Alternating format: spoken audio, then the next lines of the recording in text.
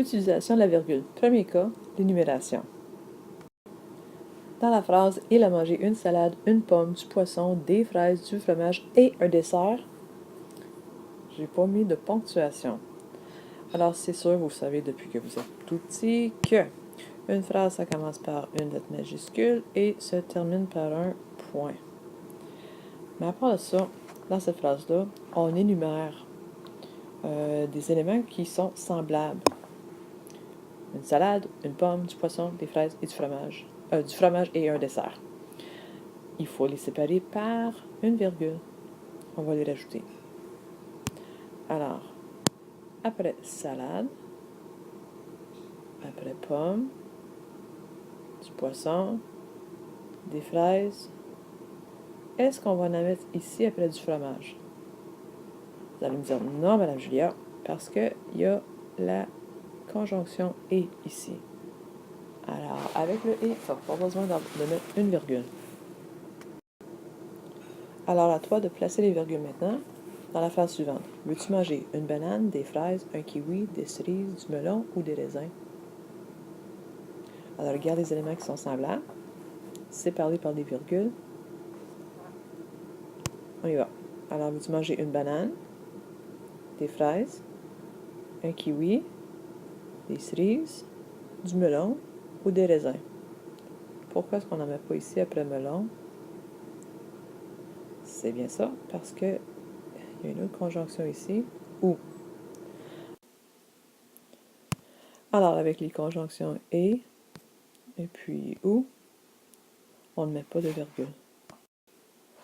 Deuxième cas pour l'utilisation de la virgule, on l'a déjà vu plusieurs fois en classe, complément de la phrase au début de la phrase. Il fait beau ce matin. Alors, j'ai il, j'ai mon verbe fait, et puis fait beau quand, fait beau ce matin. Alors, quand, ce matin, c'est mon complément de la phrase.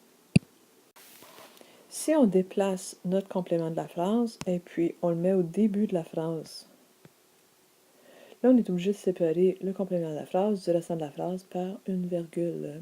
Ce matin, il fait beau. À Montebello, il y a un grand hôtel. Il faudrait bien qu'on mette un point à la fin de la phrase. Et puis, où est-ce qu'on va placer la virgule? Il y a un grand hôtel où? À Montebello. Alors, Montebello, c'est le complément de la phrase qui est placé au début de la phrase. Alors, on va le séparer du restant de la phrase par une virgule. Pour le troisième cas de l'utilisation de la virgule, c'est des mots mis en apostrophe. Dans « Écoute-moi, Laurence », on parle à quelqu'un. On parle à Laurence. Alors, on va séparer Laurence du restant de la phrase en plaçant la virgule après « Écoute-moi » puis avant le nom « Laurence ». Dans la phrase « Luc marche lentement », la signification n'est pas la même si on dit « Luc marche lentement » que si on parle à Luc puis on dit « Luc, marche lentement ». Si on veut dire « Luc », comme « Hey, Luc, marche lentement », on va séparer Luc du restant de la phrase en plaçant une virgule ici pour signifier qu'on parle à Luc. « Hey, Luc, marche lentement ». Comme dans la phrase « Luc vient ici », point. Luc vient ici. On sait qu'on parle à Luc parce que, regarde, ton verbe est conjugué à la deuxième personne du singulier à cause du S qui est là. Alors, Luc vient ici. C'est clair qu'on parle à Luc. Alors, on va séparer Luc du reste de la phrase par une virgule. Luc, viens ici. On peut aussi avoir un mot mis en apostrophe en plein milieu de la phrase. Si tu savais, Juliette, comment je t'aime. Alors, je parle à qui? Je parle à Juliette. Si tu savais, Juliette, comment je t'aime. Alors, je dois séparer Juliette du reste de la phrase parce que je m'adresse à elle.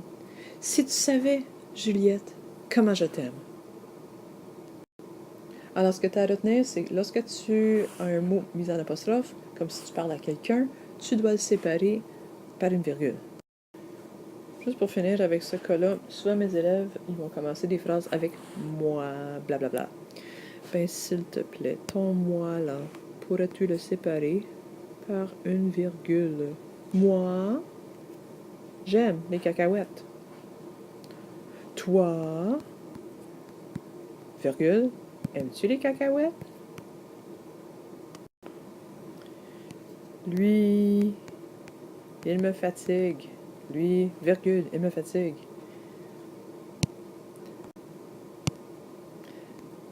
Madame, est-ce que je peux aller à la toilette? Oui, si tu mets une virgule après madame, parce que c'est un mot mis en apostrophe. Le quatrième et le dernier cas qu'on va voir aujourd'hui pour la virgule, c'est des mots mis en opposition. Mise en opposition, ça veut dire que tu expliques quelque chose. Alors, Chris Hadfield, l'astronaute canadien, parle souvent aux jeunes. On aurait bien pu dire Chris Hadfield parle souvent aux jeunes. Mais il y a des mots qui expliquent c'est qui ça, Chris Hadfield? Et Chris Hadfield, c'est un astronaute canadien. Alors, on va séparer Chris Hadfield par une virgule ici et une virgule ici. Dans la phrase Min Min, la chatte s'aventure dans la neige, c'est qui Min Min? Mais c'est une chatte. Alors, on va séparer l'explication de c'est qui Min Min par des virgules. Min Min, c'est qui ça Min Min? La chatte s'aventure dans la neige. Parce qu'on aurait bien pu dire seulement Min Min s'aventure dans la neige. Mais on n'aurait pas eu l'explication ici. C'est pas obligé d'être une explication par rapport à une personne ou un animal, ça peut être par rapport à n'importe quoi. Prenons, mettons, comme un lieu comme Montebello. On aurait pu dire Montebello accueille des milliers de touristes et de festivaliers tous les ans. Mais c'est quoi ça, Montebello? Montebello, c'est un tout petit village. Alors, on va séparer Montebello. OK, fait qu'on a Montebello, un tout petit village. Tout petit village, c'est notre explication ici.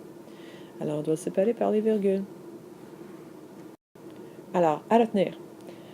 La virgule, tu la mets dans une énumération comme il a fait du vélo, du kayak, de la marche et de la natation dans une journée. Quand tu énumères des éléments qui sont semblables, tu les sépares par des virgules.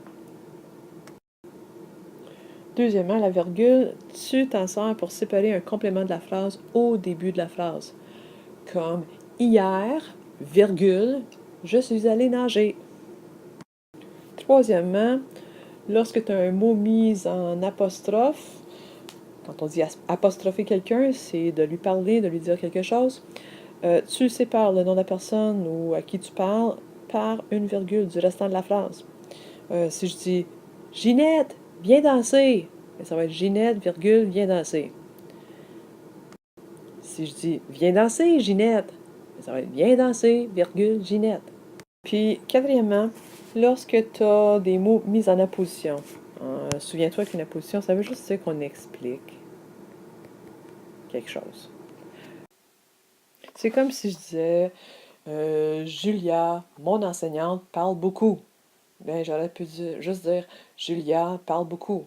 Mais je t'allais expliquer que c'est mon enseignante. Fait que je vais séparer mon enseignante par des virgules. Julia, virgule, mon enseignante, virgule, parle beaucoup.